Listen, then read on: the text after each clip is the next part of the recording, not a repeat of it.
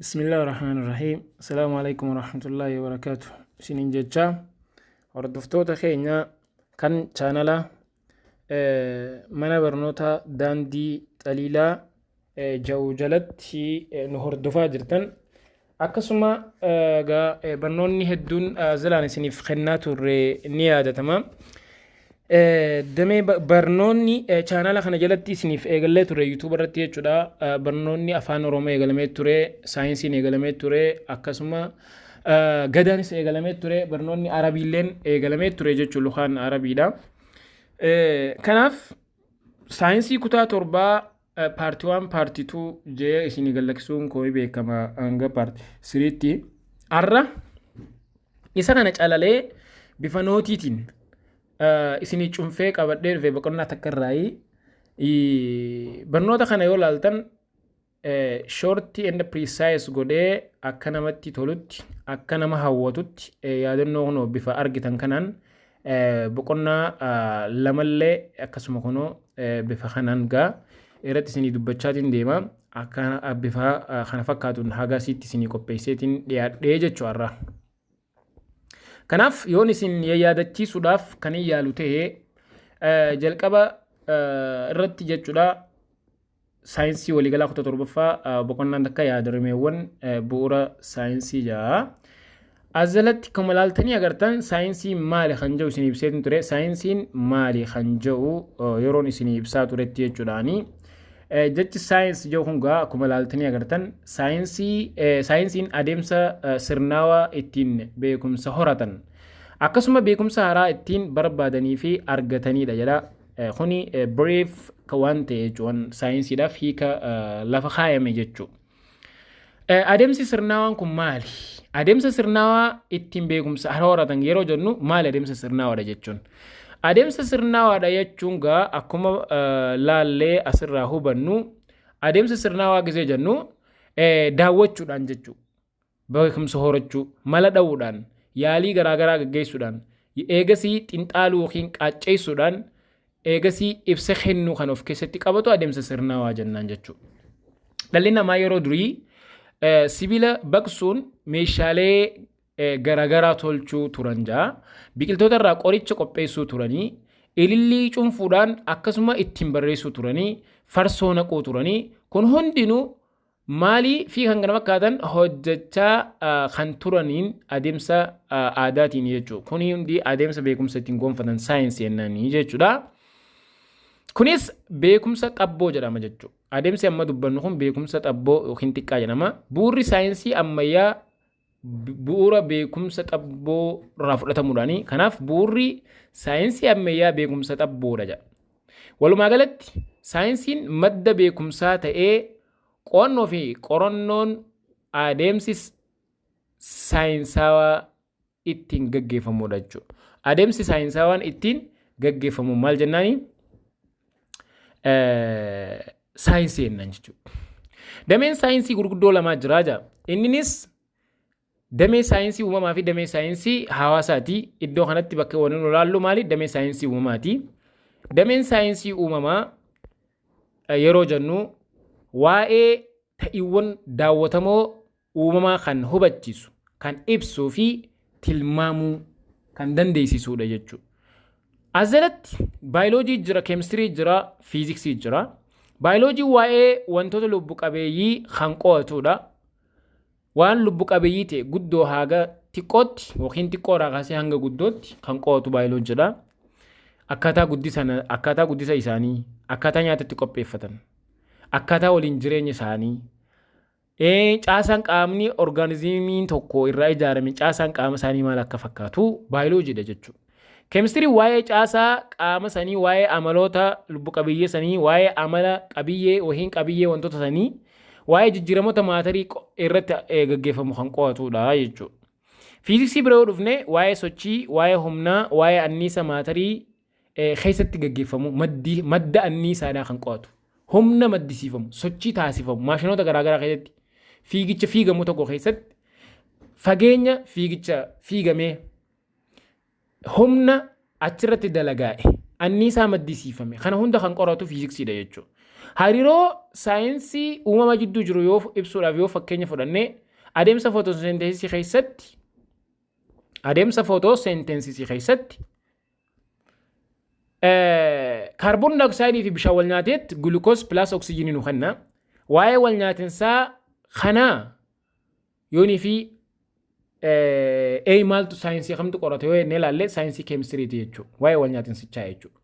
Kaarboon daayoksayidii fi H2O'n akkamii wal nyaateetti H6O wanta C6H12O12 gulukoosii kennuun kun akkamitti kireetii ta'e.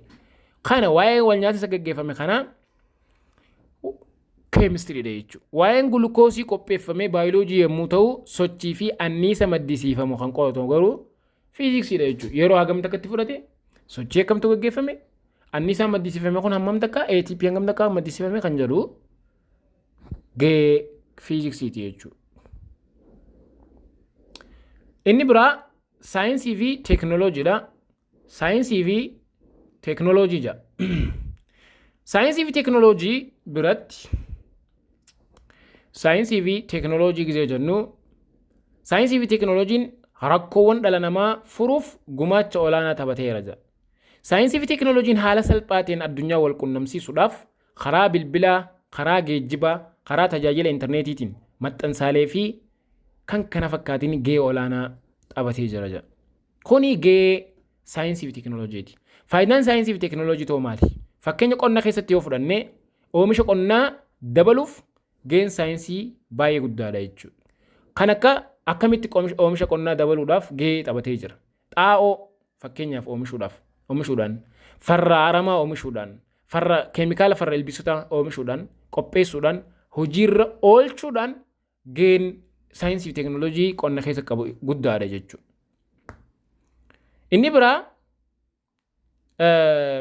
midhaan filatamoo oomisha guddaa kennan dhibeewwanii fi gogiinsa dandamatan filatanii oomishuudha jechuudha. Bineeldota filatamoo horsiisuudha jechuudha. Mala ammayyaatiin lukkuu fi kanniisa horsiisuun gahee saayinsiin yookiin faayidaa saayinsiin qonna keessatti hawaasaaf argamsiise jechuudha. Saayinsii fi teekinooloojiin kunuunsa naannoo keessatti qabeenya uumamaa kunuunsuu keessatti fakkeenya bosona kunuunsuu, biyyee kunuunsuu, bishaan kunuunsuu, albuudotaa fi bineeldota garaagaraa hawaasa barsiisuudhaan akka inni kunuunfamu gochuu keessatti saayinsii fi teekinooloojii waan guddaadha jechuudha. Bosona kunuunsuudhaaf teekinooloojii meeshaa teekinooloojii nu barbaachisa. Fakkeenyaaf bineensota eeguudhaaf, dallaa itti godhuudhaaf, shiboo itti godhuudhaaf meeshaa teekinooloojii nu gaafata jechuudha. Kompiitaraan eeguudhaaf meeshaa teekinooloojii nu gaafata. Biyyee kunuunsuudhaaf akkamitti yuuriyaan piroodiisdi ta'a? Xaa'oon akkamitti oomishamuu danda'a? Albuuda lafa keessa jiru akkamitti itti fayyadamuun sirnaan itti fayyadamuun akkamitti danda'ama? Beekumsa gaafata jechuudha. Beekumsa saayinsii gaafata. Meeshaaleen kombaayinoroonni garaagaraa, tiraaktaroonni garaagaraa biyyee kunuunsuudhaan akka midhaan gahaa irraa argannu gochuu keessatti gahee olaanaa qaba jechuudha. Kun hundi meeshaa teekinooloojiiti jechuudha. Bishaanis waaggaara yookiin kilooriin itti naqanii qulqulleessuudhaan akka namni itti fayyadamee bu'aa guddaa irraa buufatu gochuuf gahee olaanaa qaba jechuudha. Albuudota kunuunsuudhaan seeraamiksiilee garaagaraa burcuqqoolee adda addaa irraa oomishuudhaaf gahee olaanaa qaba jechuudha. Keemikaalota farraaramaa ta'an, qorichoota garaagaraa ta'an ni qopheeffama jechuudha. Bineeldota kunuunsuunis akkasuma jechuudha. Madda anniisaa kanneen akka soolaarii oomishuudhaan soolaara yookiin madda anniisaa akka gartee haala salphaatiin akka itti fayyadamnu gochuu keessatti gahee saayinsii fi teekinooloojii guddaadha jechuudha. Ji'ootarmaalii qilleensa bubbee fi kan kana fakkaatan faalama naannoo hir'isuu keessatti waan guddaa saayinsii fi teekinooloojiin hojjetee jira jechuudha. Fakkeenya ji'ootarmaalii yoo jenne haala qilleensaa faalama qilleensaa eeguudhaaf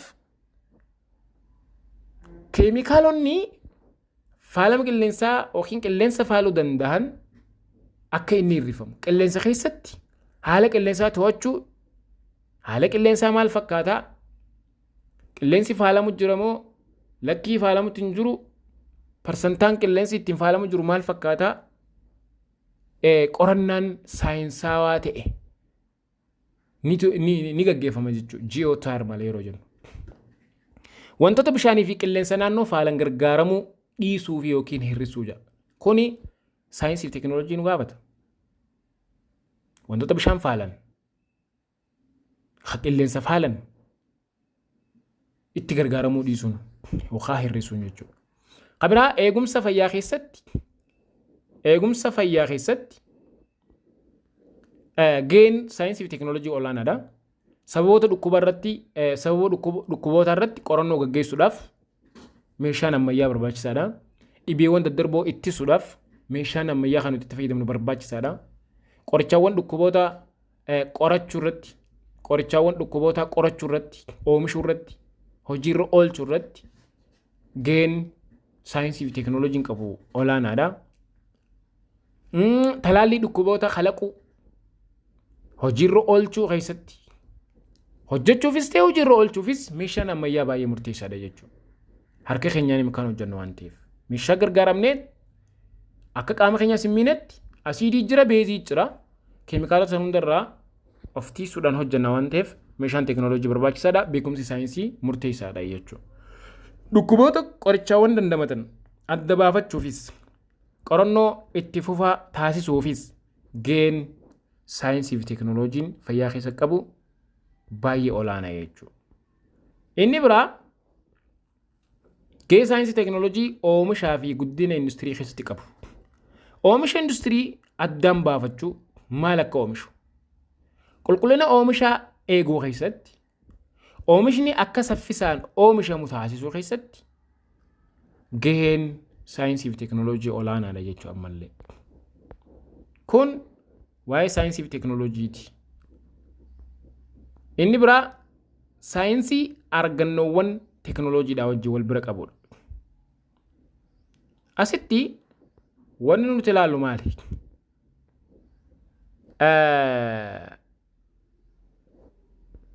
Iddoo kanatti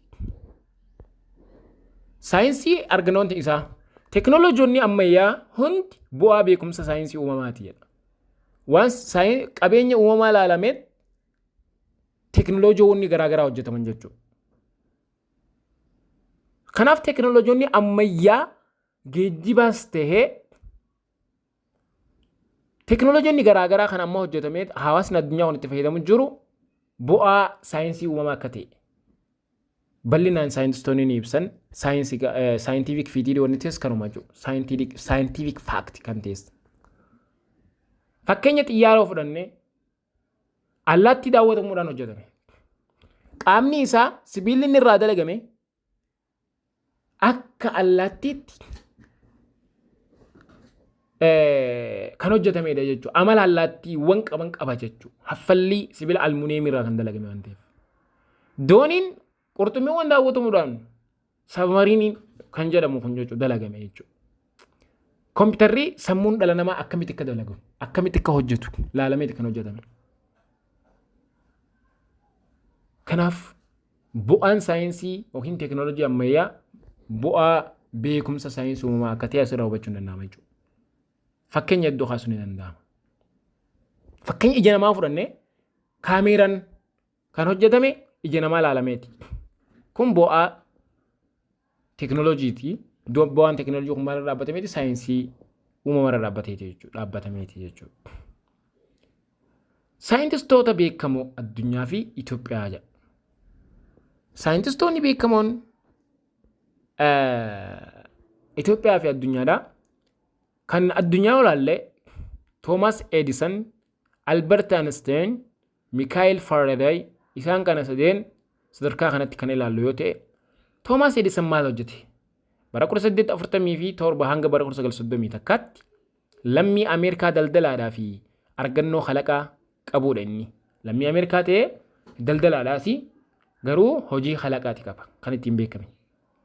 Filaamentii kaarboonii waan jedhamu fayyadamuudhaan ampuulii dalaguudhaan ifaatti dhalti namaa amma akka ifa argatu taasisee jira. Ifaan addunyaan tun akka argatu, akka ibsatu ampuulii jechuudha. hojjete jechuudha. Bara 1879tti addunyaadhaaf ol baasee mul'ise jechuudha. Nama gahee guddaa taphatedha. Maal laalamee hojjete? Ifaa rabbiin uume aduu ji'a urjii bakkalcha kana jechuudha. Uume irra dhaabbatetti ifaa uummanni addunyaa kun itti fayyadamuu dalage jechuudha. Albert Einstein bara 1879 hanga bara 1955tti jidduu jechuudha saayintistii beekamaa waa'een isaa akkaan baratamaa ture eega siyaasiis baratamaa ture yommuu ta'u lammii Jarman ogeessa fiizistii fi herregaa kan ta'e fi tiyoorii riileetiivitii gabbisuudhaan beekamuudha jechuudha. Kan beekamudha jechuudha. Bara 1921tti qorannoo waa'ee taatee footoo elektiriikii irratti taasiseen badhaasa noobeelii argatee jechuudha. Argatee jira. Footoo elektiriik. Footoo ifa jechuudha. Footoo elektiriik. Namni kuni qorannoon isaa dagaagina anniisaa waa'ee atoomikii irratti gahee olaanaa kan qabu ta'ee jira jechuudha. Waa'ee anniisa atomii, waa'ee anniisa ifaa kan irratti. Ifni anniisa akkamitti maddisiifama? Anniisni ifaa maali? Ifni akkamitti maddisiifama? Vaawuleetiin isaa kalara garaagaraatiin jechuudha. Waa ittiin hojjechuudhaaf, waa ittiin agarsiisuudhaaf, ittiin laaluudhaaf gahee guddaa taphatee jechuunis. Mikaa'el Faaraday bara 1790 takka hanga bara 1867tti jidduutti kalaqa addaa kan hojjete yommuu ta'u keemistii fi fiiziksii biyya Biriitish ta'ee qo'annoo waa'ee elektiroomagneetizimii waan jedhamuu fi elektirookeemistirii irratti gumaacha olaanaa taasiseera jira. Bara 1831 Faaraday pirinsipaloota tiraansfarmaroonni elektiriikii fi jenereetoroonni ittiin dalagan argannoo isaa ifoomse jechuudha. Argannoon isaas elektirikisiitiidhaan wal qabatee gara teekinooloojii haaraatti kan ceesise jechuudha. Argannoon isaa maal hojii qabate? Elektirikisiitiidhaan wal qabatee gara teekinooloojii haaraatti ceesise. Itoophiyaa keessattis saayintistoota beekamoo kan hojiin isaan akka biyyaatti qofa osoo hin taane akka addunyaatti beekaman hojjetanii jiru jechuudha. Isaan keessaa muraasni argannoowwan isaanii waliin akkaataa armaan gadiitti dhiyaataniiru jedha. Fakkeenya Dr. Akiliiluu Lammaa fudhanne saayintistii beekamoo Itoophiyaa keessaa tokko yommuu ta'u waa'ee dhukkuba shistosoomiyaasisii jedhamu yookiin bilaarziyaa jedhamu irratti qorannoo yeroo dheeraa taasisaa tureen bara 1964 akka lakkoofsa Habashaatti qoricha daddarba dhukkuba kana ittisu argate jechuudha. Namni kun saayintistii Itoophiyaa beekamaadha jechuudha. Cuunfaan baala andoodee cilaalluu yookiin baattuu raamoo bilaarziyaa akka ajjeesu mirkaneesse jechuudha. Argannoon isaa kunis saayintistoota addunyaa biratti fudhatama guddaa argate jechuudha. Inni biraa Profeesar Gabbisaa Ejjetaati. Qorannoo midhaan mishingaa irratti gaggeesseen sanyii filatamaa mishingaa gogiinsa dandamachuu fi bishaan xiqqaadhaan oomisha guddaa kennuu danda'u argatee addunyaadhaaf gumaache. Argannoon isaa kun biyyoota hiyyeeyyii akka Afrikaatiif hanqina wabii nyaataa mirkaneessuu keessatti gumaacha guddaa godhee jira. Saayintistii beekamaadha jechuudha. Inni biraa waa'ee maaliiti? Naamusa ogummaa saayintistoota irraa eegamu. Saayintistoonni naamusa ogummaa kam qabaachuu qaban? Tokko, of eeggannoo barbaachisaa ta'e nama yookiin bineensota yaaliin irratti gaggeeffamuuf gochuu qabu. Akkasuma hojii isaatiif amanamaa ta'uu qaba. Iftoomina kan qabu ta'uu qaba. Itti gaafatamummaa kan fudhachuu danda'us ta'uu qaba jechuudha. Qorannoodhaan booda firii argamu ilaalchisee dhugaa jiru otoo hin dhoksin maal godhuu qaba? Otoo hin dhoksin loogii tokkoon malee dhiyeessuudhaan tu isarraa eegama jechuudha. Kuni waa'ee naamusa saayintistoota irraa eegamu jennee qabanna jechuudha.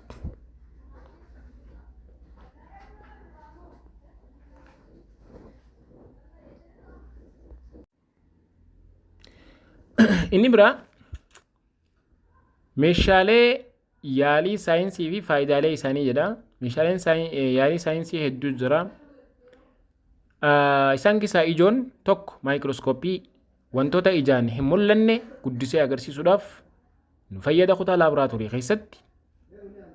Inni biraa filaaskii jedhaa meeshaalee mana yaaliitii taliila yookiin distileeshiniidhaan argamu wantoota distileeshiniin argamu kuusuudhaaf nu tajaajila. Dhullee waan jedhamu jira dhangala'oo adda addaa meeshaa tokko irraa gara meeshaa biraatti dhangala'oo garaagaraa meeshaa tokko irraa fudhanii gara meeshaa biraatti dabarsuuf kan fayyadudha. Mala dhimbibuutiin makoota dhangala'oo fi jajjaboo dhangala'oo keessatti hin bulbulamne gargar dholuufis nu gargaara. Peetridishii waan jedhamu jira baakteeriyaa keessatti guddisuudhaaf baakteeriyaa meeshaa kana keessatti guddisuuf nu fayyada. Baakteeriyaan miidhaas akka qabu akkuma qabu faayidaas guddaa qaba. Kanaaf baakteeriyaan ni horsiifama jechuudha ni guddifama jechuudha. Silindarii safaraa yoo fudhanne qabee dhangala'oo safaruudhaaf kan gargaarudha. Qabee dhangala'oo tokko bishaanis ta'e zeetaas safaruudhaaf nu gargaara.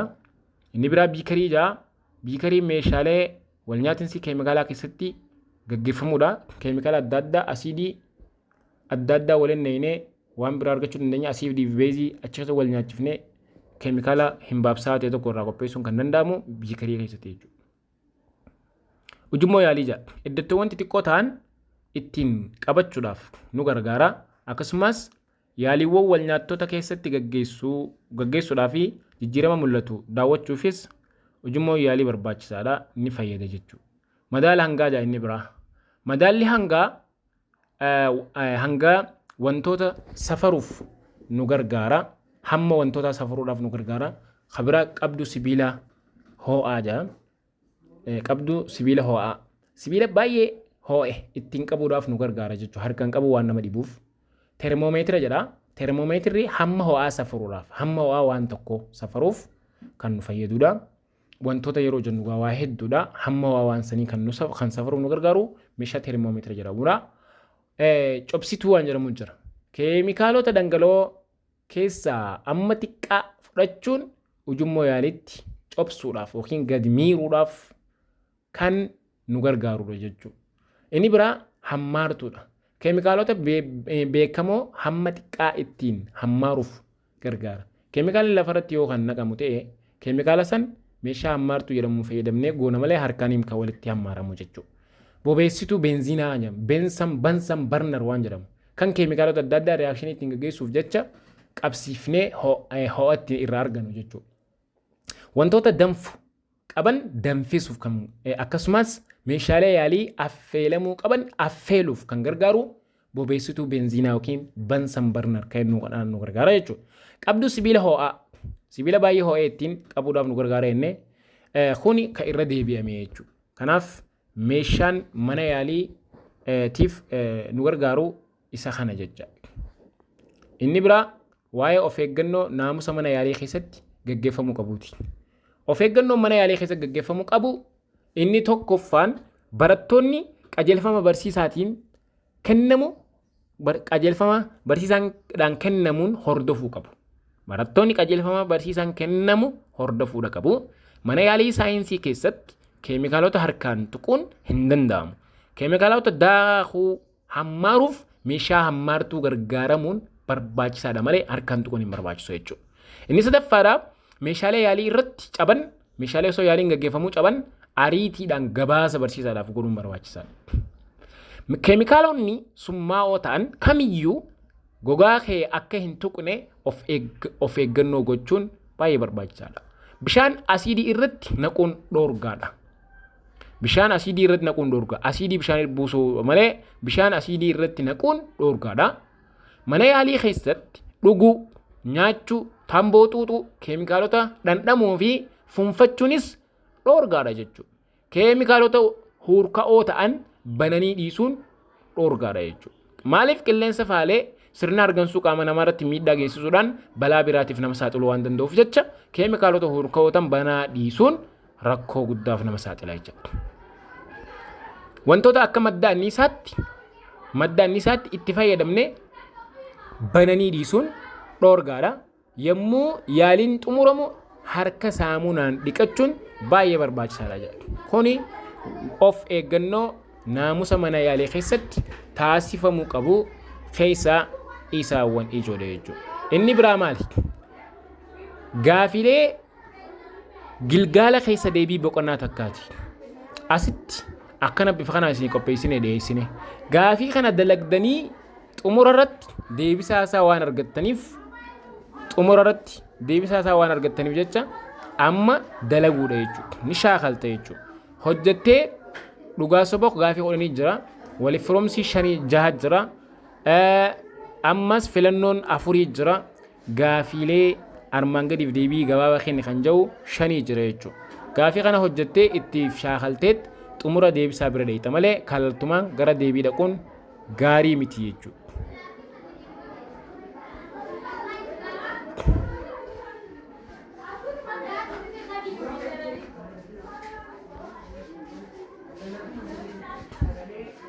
inni biraa boqonnaa 2 boqonnaan 2 maal jedha maatarii naannoo keenyaa jedha amalootaa fi uumama maatarii jechuun maali maatarii jechuun akkuma laaltee agartan maatarii gizee jennu maatarii jechuun wanta hangaa fi qabee qabu kamiyyuu jechuudha jedha wanti hangas qabu kan qabees qabu bakka qabu jechuudha maatarii jedhama maatariin dhaabbataa fi daangeffamaadha fakkeenyaaf bishaan yoo fudhanne hamma qaba bakkaas qaba dhagaa aannan qilleensa daraaraa adda addaa fi kan kana fakkaatan fakkeenya maatariiti wanta hanga murtaa'aa qabuu fi qabee murtaa'aa qabudha maatariin uumamaan amala suudummaa qabaachuu danda'a uumamaan amala suudummaa suudoo jechuun wantoota baay'ee xixiqqoo ta'anirraa kan ijaarame jechuudha kan amala suudummaa qabaachuu danda'a agarsiisa jedha maatariin uumamaan amala suudummaa qabaachuu agarsiisa jedha maaliif hammi isaa ni xiqqaata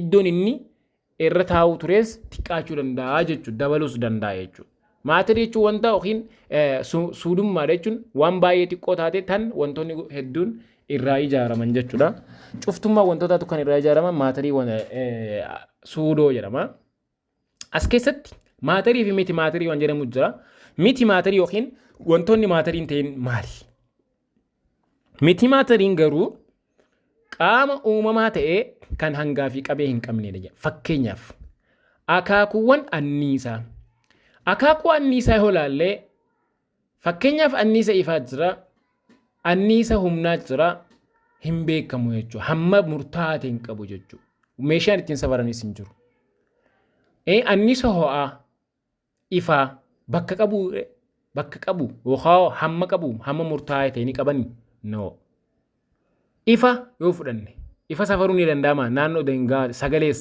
dirree elektirikiitis jaalalaas jaalaliinis safaruu ni danda'amtu ibiddinis safaruu ni danda'amu maalsaa hammi isaa hangi ulfaatinni isaa bakki isaa wantoonni akkana wantoonni hanga murtaa'aa ta'e qabu bakka murtaa'aa ta'e qabu maatarii kan jedhamu yommuu ta'u wanti hanga murtaa'aa fi bakka murtaa'aa hin qabne garuu bakka daangeffamaa ta'e hin qabne garuu maal jechuu ni dandeenya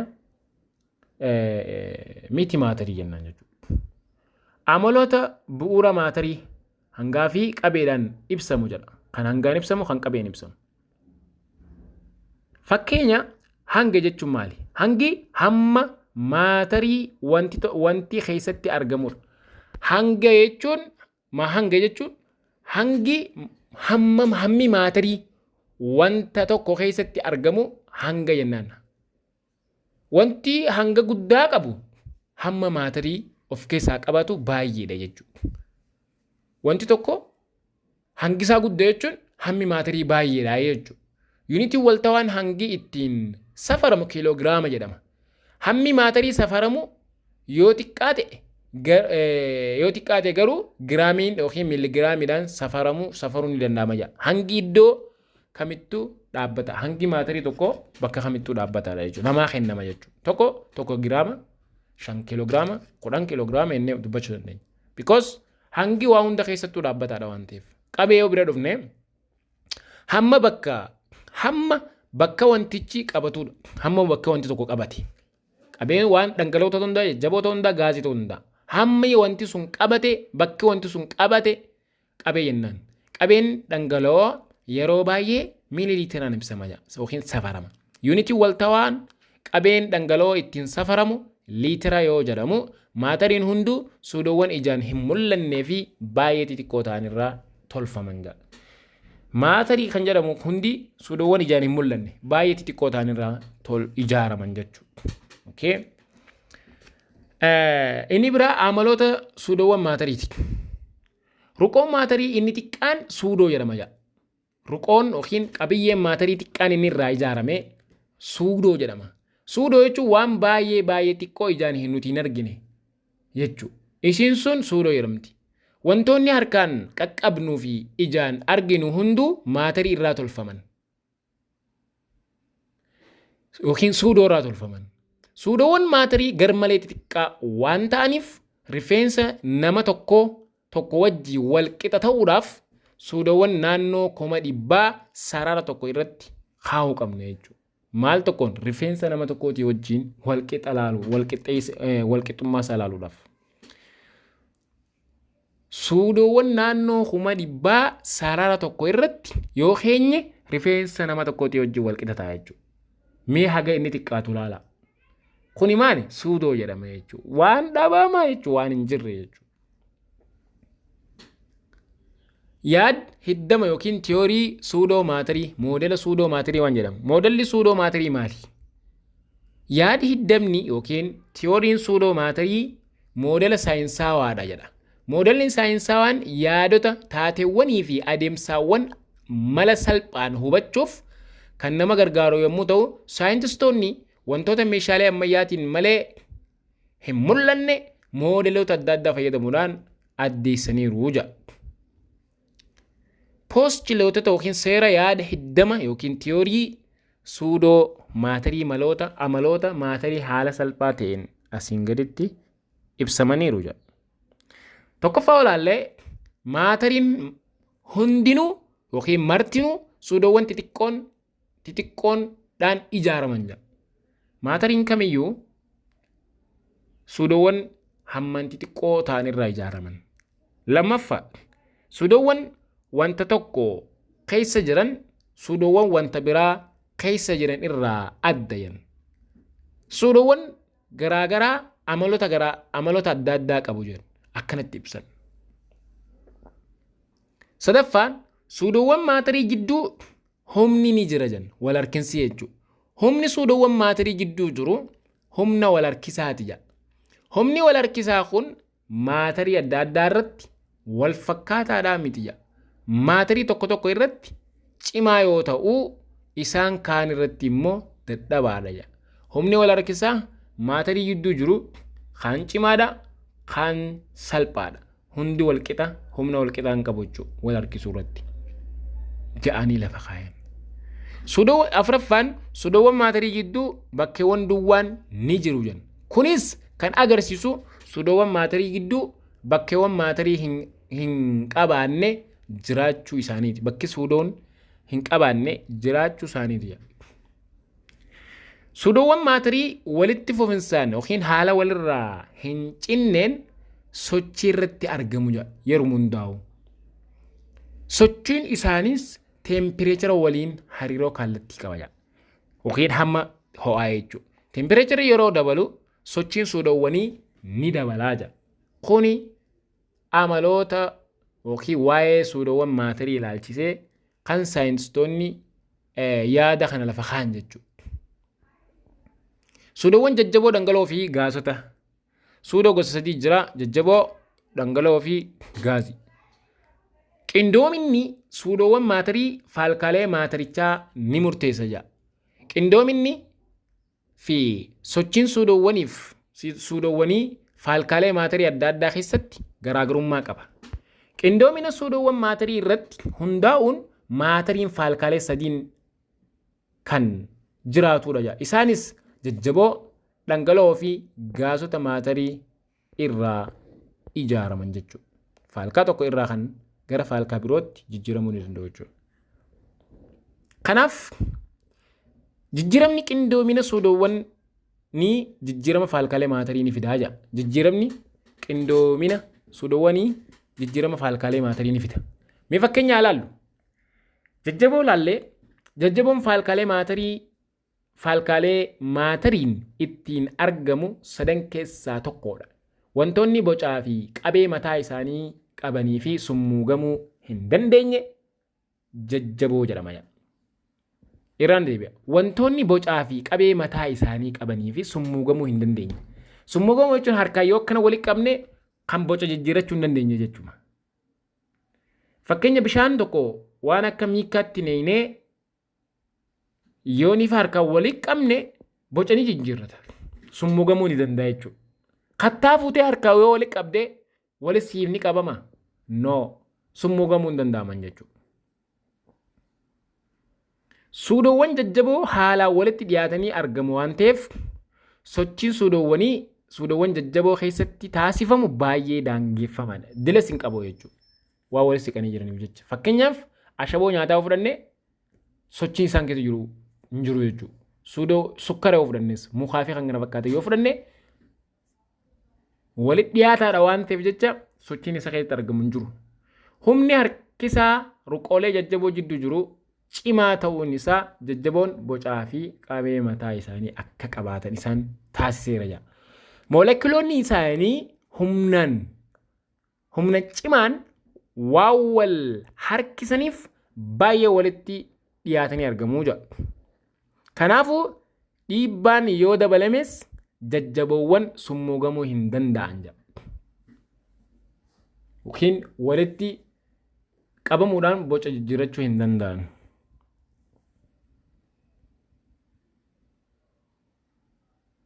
Inni biraa dhangala'oodha. Dhangala'oon suudoowwan dhangala'oo hamma tokko walirraa fagaatanii argamu. Jajjaboo wajjin wal bira qabnee yommuu madaallu rukinni dhangala'oo gadaanaadha jechuudha. Suudoowwan dhangala'oo jidduu iddoon baay'ee xiqqaa ta'e waan jiruuf dhangala'oon hamma tokko summuugamuu ni danda'a. Baay'ee osoo hin taane. Fakkeenyaaf bishaan haayilaandii keessa jiru tokko karraa dhuunee ture tokko hamma tokko yoo kana walitti qabne ni qabama jechuudha. Dhangala'oon boca murtaawaa hin qaban. Haa ta'u malee garuu boca meeshaa keessatti argamanii qabaatu jechuudha. Fakkeenyaaf bishaan aannanii fi kan kana fakkaatu yoo fudhanne boca bishaan sun keessatti naqame. Bocni haayilaandiidhaa gosa yoo ta'e bishaan bocuma haayilaandii sanii qabaata. Burcuqquma keessa inni san qabaata jechuudha. Dhangala'oowwan qabee murtaawaa qabu ja'a. Suudoowwan dhangala'oo kan gaazii caalaa walitti siqanii waan argamaniif rukinni dhangala'oo kan gaazotaa ni caala jedha. Dhangala'oon ni tamsa'a. Kana jechuun ammoo suudoowwan dhangala'aa tokkoo dhangala'aa isa ollaa jirutti suuta yaa'uu danda'u jechuudha. Tamsa'inni suudoowwan dhangala'oo kan gaazotaatii gatiidha. Gaazotaatu irra caala dafee wal ga'a. Mana tokko keessa immoo oksijiina tokko yoo lakkifne dafee mana kana keessa wal ga'a. Bishaanoo irra gadiidha jechuudha. Xiqqaadha irra. Inni biraa gaasota jedha. Gaasota yoo jennu suudoowwan gaasotaa walirraa siqanii yookiin addaan faffagaatanii waan argamaniif ni summuugamu, bilisaan ni socho'u, ni yaa'u, ni babal'atu, qabee fi boca murtaa'aa mataa isaanii hin qaban jedha. Maaliif suudoowwan isaanii walirraa fagaatanii waan jiruuf? Gaasonni rukinni isaanii baay'ee gadaanaa ta'e qabu jedha. Gaasonni rukina baay'ee gadaanaa ta'e qabu. Fakkeenyaaf haayidroojiin, qilleensa oksijiinii fi kan kana fakkaatan. Gaasonni yoo meeshaa keessa jiraatan meeshicha ni guutu. Meeshaa keessa yoo hin jiraanne garuu gara qilleensaatti ni yaa'u jedha. Gaasotni saffisaan tamsa'uun iddoo argatan hunda ni qabatu. Hammi suudoowwan gaasii walitti hidhee jiru baay'ee dadhabaadha. Suudoowwan isaanii fageenya baay'ee dheeraa ta'e irratti wal harkisuu danda'u jechuudha. Suudoowwan isaanii kan haalaan walitti siqan osoo hin taane gargar kan faca'anii fi sochii sirna dhaabeessa kan taasisanidha. Gaasonni humnan humna lafaan walitti hidhamanii waan argamaniif sochii daangaa hin qabneen kallattii hundaan ni socho'u jedha. Amala babal'achuutii fi akkasumas summuugamuutis olaanaa ta'e qabu. Suudiiwwan gaasota humna lafaa waan walitti hidhamanii argamaniif humni alaa yoo irratti dalagaa'u ni summuugamu. Amaloonni maatarii faalkalee garaagaraa keessatti wal fakkaataadhaan miti jechuudha. Amala maatarii mee ilaallu? Amaloota maatarii. Faalkalee maatarii isa jajjaboo ilaallu boca mataa isaanii ni qabu jechuudha. Jajjaboon boca mataa isaanii qabu, iddoo murtaa'aa ni qabu, rukkina olaanaadha qabu, hin summuugamanii baay'ee walitti siqanii argamu. Jajjaboon faalkaa maatariin jajjaboodhaan argamu. Wantoota maatarii faalkaa jajjaboo qaban jechuudha. Dhangala'oo ilaalle immoo wantoota dhangala'oo ilaalle zeetaa fi aannanii fi bishaanii fi wantoota keemikaalota adda addaa juuzilee adda wanta dhangala'oo ta'e kamiyyoo ilaalle bocni isaanii boca mataa isaanii ni qabu kan wanta keessatti naqamee san qabu iddoo murtaawaa ni qabaatu rukkina giddu galeessa qabu hamma tokko ni summuugamu hamma tokko walitti siqanii argamu jechuudha. Gaasota ilaallee bocni isaanii boca mataa isaanii hin qabanii iddoo murtaawaas hin qabanii rukkina xiqqaa ta'e qabu ni summuugamu walirraa fagaatanii argamu jechuudha. Kun garaagarummaa amaloota isaati jechuudha. Kanaaf mata dureen keenya kanarraa asirratti dhaabbata. Mata duree itti aanu keessatti asirraa kaafne kan itti isiniif fufnu tahaa kun hundi mata duree itti aanu keessatti paartii itti aanu keessatti isinii dhiyeessa. Hangasitti gaa laaltanii waan hubattan xinxaaluudhaan yaada qabdan koomentiidhaan barreessuu hin dagatinaa jennaa. Assalaamu alaikum warahmatullaahi wabarakaatu.